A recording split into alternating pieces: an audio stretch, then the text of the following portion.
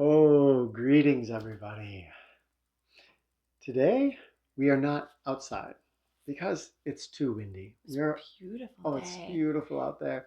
We're always going to try to do our messages outside as winter comes and the winds Yes. grow stronger up here on the ridge as they do during this time of the year. It may become more difficult at times. So, So we're still here. yeah. Pleasant, pleasant place to be. Well, what should we talk about? Well, this week we are talking about. I want to talk about goals versus tasks. Yeah, this has been a kind of a central focus of us for the last few weeks. Yeah. And, often we don't like to divide the world up unless Mm-hmm. we're doing it very consciously. In this case, this is a conscious division that we've created in our lives that can be very useful. But we have to remember at the end that we have to undo Yeah. those divisions. But let's start with the divisions. Okay. So I want to actually go back further than that to Hmm. where this started for me. Ooh, nice. Because Kenton and I will often wake up in the morning and we have some meditations that we like to do. And then we'll often just chat with each other. What is the day bringing, etc. But we'll also kind of say, hey, what do you want to focus on today? What do you want to be kind of the thing that's really important to you? And so in the past, we'd say, oh, well, I really want to remain in magical mindset, or I'd really like to be closer to Divine Mother today. And very great to set those kinds of intentions. However, I would always find that by the end of the day, I would think, what was my thing I was doing? Oh gosh, I don't know if I did that. I don't really do that. And so it sort of felt to me as though, I was having trouble really making something that I could see that I did and feel that I really did it. And B, I am a person who I'm a recovering perfectionist. And so I'm a strongly task oriented person and I do stuff. And I have been trying to train myself out of believing that my self worth is based on what I do, but we've talked about the productivity before.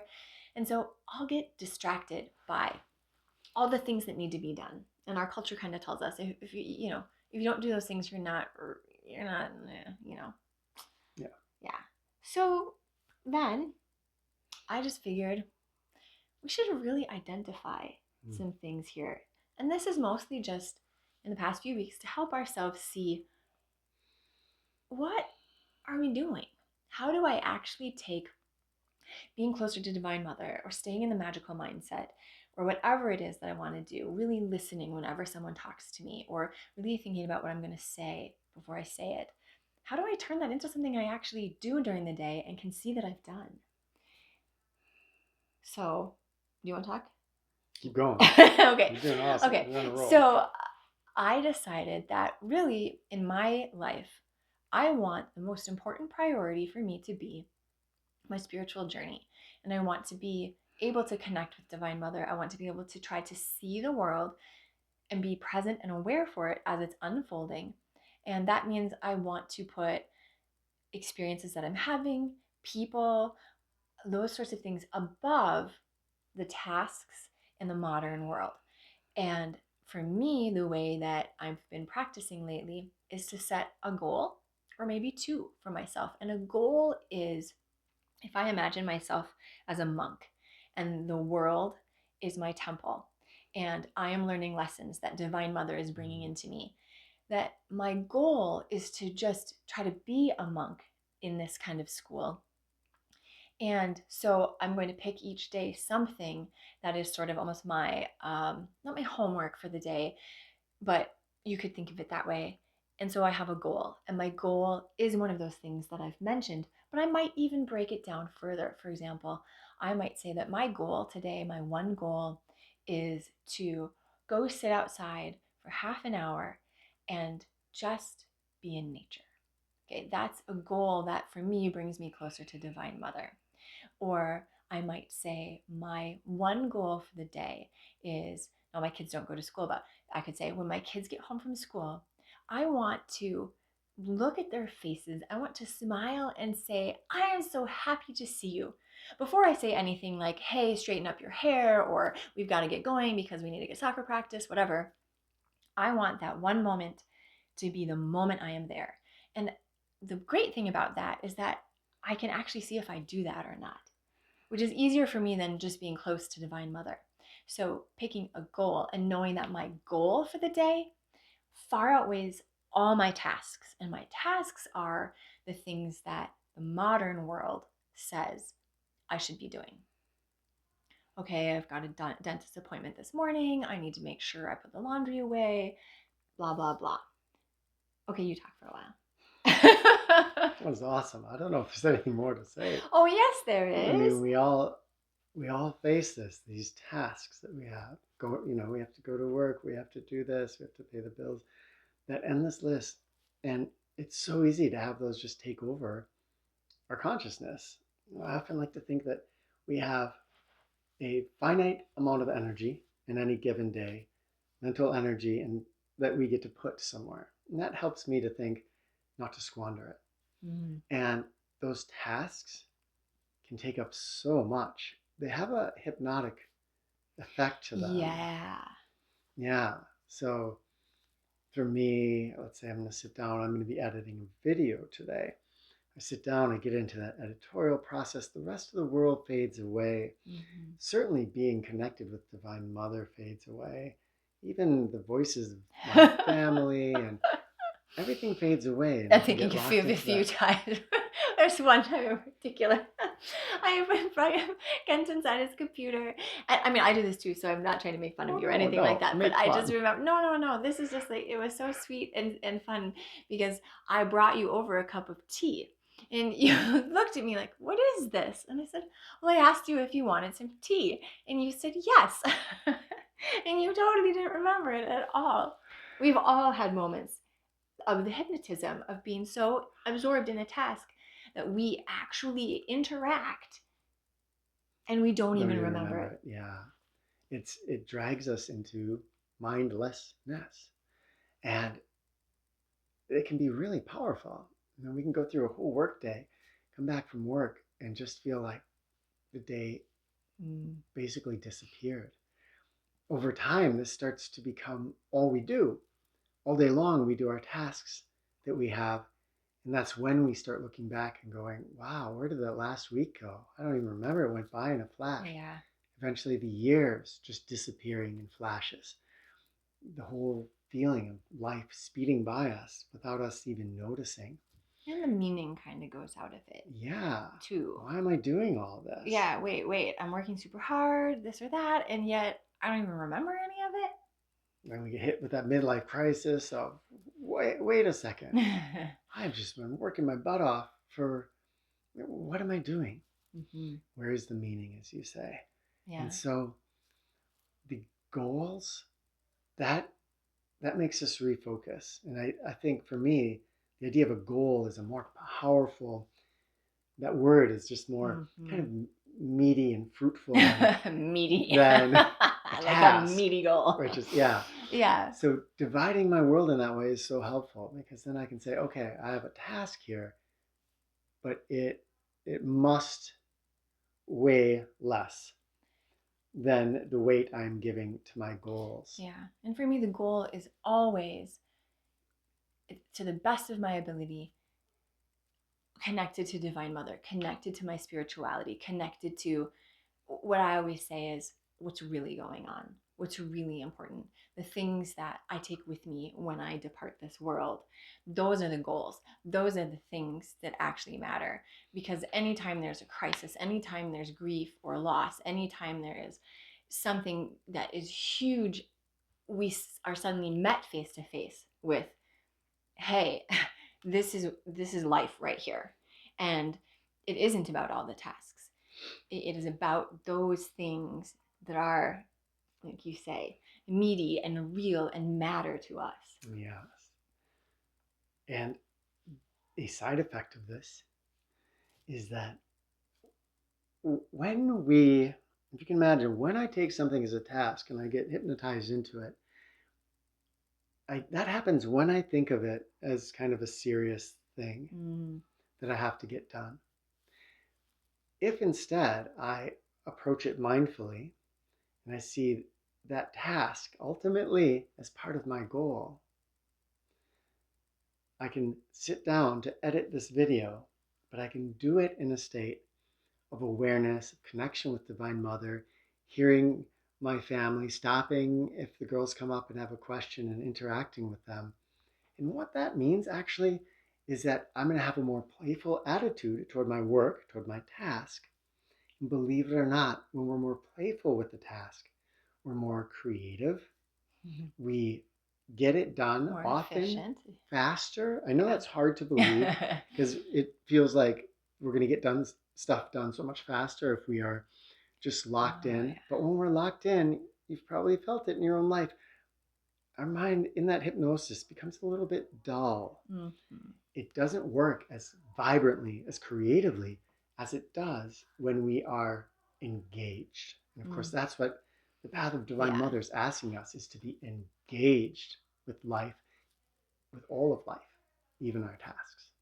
Yeah, I love circling back around to that. I think it's a, I don't want to put levels, but it's a kind of a higher level or more challenging thing to do, to try to take your task and have it also be a goal that's a connection with Divine Mother. But ultimately, every single thing we would do would be bringing us closer to Divine Mother, would be bringing us into the present, would be having us participate in the moment that we're experiencing with whomever we're with. So I think that would be an ultimate goal in the end. So we can kind of break this down into a little bit of a practical schedule for ourselves.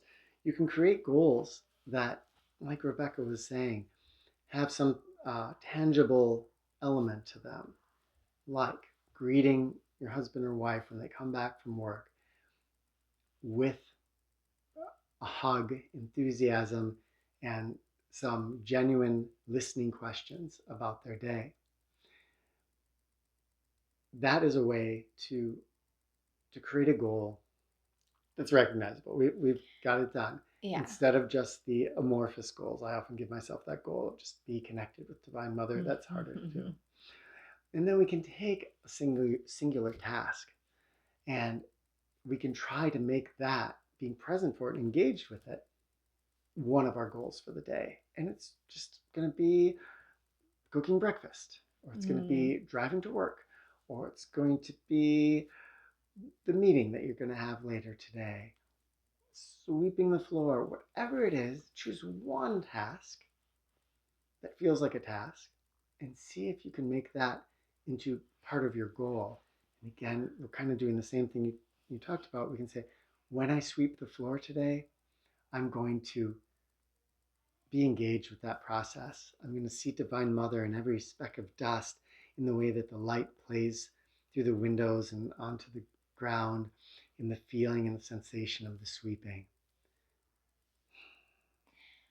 So ideally, you'd have a time in the evening that you would be able to reflect, maybe even with someone that you're doing this practice with, so that you could say, you know what, I hit my goals today. It was great.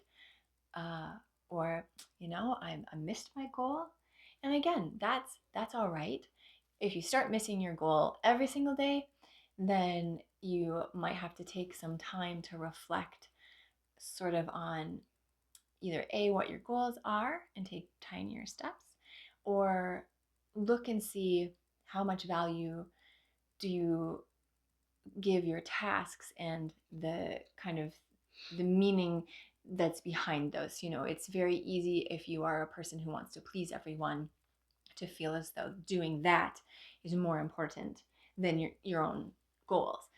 But in the end, we have to find a way so that we can be successful with our spiritual practice.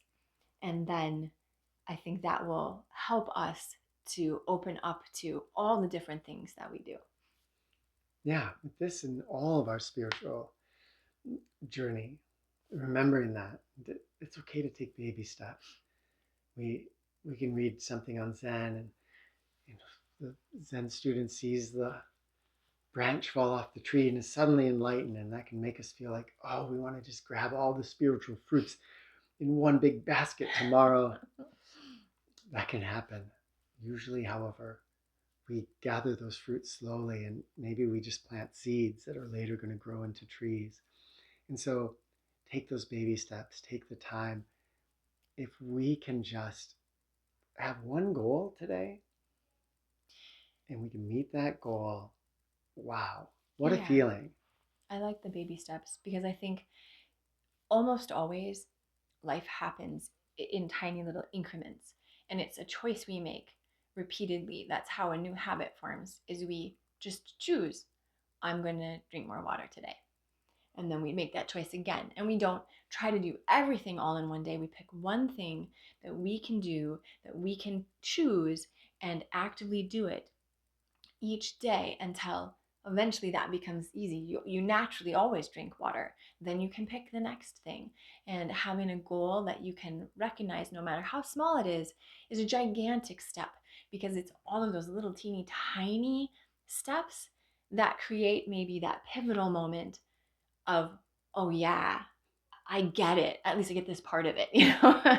So we don't know when the student sees the branch fall, are they actually, all of a sudden here they were, and then boom, they're in this other world? Or were there all these little tiny steps where, it led to that? So I'm kind of a believer in the little steps, the little drip into the cup. It will eventually overflow. Are you laughing at me? No, I'm just thinking how it's harder to do it with mental, emotional training or with the spiritual Mm, kind of journey. You know, we all kind of have the feeling that if we do 10 push-ups today and 11 push-ups tomorrow and 12 push-ups the next day, we will gain in strength over time.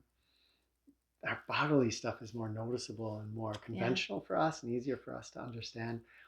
But to trust and believe that the same thing happens with trying to make mental, emotional changes, the same thing happens with your spiritual explorations and advancement. Yeah, that's really important. And it's helpful to reflect back on yourself of a year ago or 5 years ago and say, am I a different person? And do I like who I am now? And realize that you are always the captain of creating who you want to be. The question isn't necessarily, who am I? It's, who do I want to choose to be? And that's what the goals are. Do I choose my goal over the tasks? Do I choose my spiritual path over the modern world and Maya? Wow. So Try it. try it. Yeah. Just as an exercise and see how it goes. On the path of Divine Mother, remember you always are going to get bonus points if you try things playfully and have an attitude of play and exploration and curiosity as you venture into these things. That attitude alone, in a way, is going to get us further than following any of these Yeah. steps or advice that we're giving. So always add that onto your explorations and you'll have a good little push along. Yeah. Thanks for joining us today. Yeah. Thanks for spending some time with us, and let us know your thoughts on all of this. It's always fun to hear from you. It's for me a way that I get to expand and grow and get new ideas, and I love that. It's funny because this is a task in a way that we do, but it Oh, doesn't feel yeah. like a task anymore. No. It feels like a goal. It feels like something that we do that's fun and just connected and Yeah. exciting, connecting with Yeah. you.